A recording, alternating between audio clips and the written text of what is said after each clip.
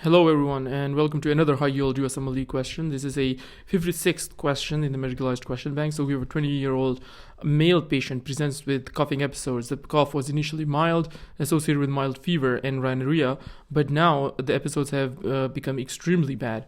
The coughing is followed by vomiting, and there is also associated urinary incontinence. That's because of the vomiting. Now, widely the patient is stable on examination. The patient seems anxious and has subconjunctival hemorrhages.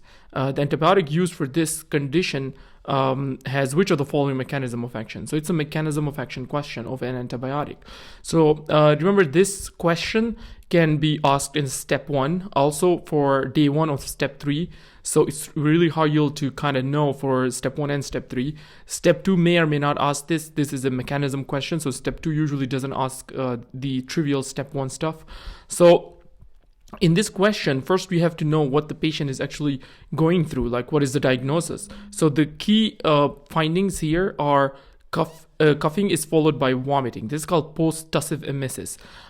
This coughing episode now could be due to Bordetella pertussis. So remember, this conjunctival hemorrhages are also because of the coughing. If the patient coughs very severely, you can get subconjunctival hemorrhages, also urinary incontinence. Also, the post-tussive emesis is common in someone who has Bordetella pertussis.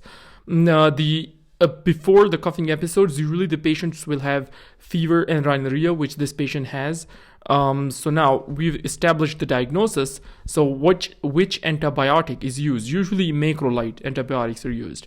So then, like azithromycin. So what is the mechanism of azithromycin? The answer is it binds to 50S ribosomal subunit and blocks translocation. How you'll to know that it binds to the 50S? So B is the answer. B is the right answer, and blocks translocation. Now, A is wrong answer, 30S ribosomal subunit. That is going to be for tetracyclines and aminoglycosides, which are not used in treatment of Bordetella pertussis.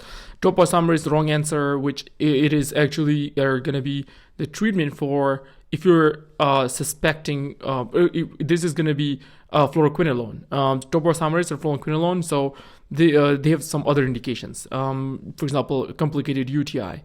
Inhibits penicillin binding protein is wrong answer. These are all beta-lactam antibiotics like penicillin, aminopenicillins like penicillins, amoxicillin, ampicillin, like ceftriaxones, the cephalosporins.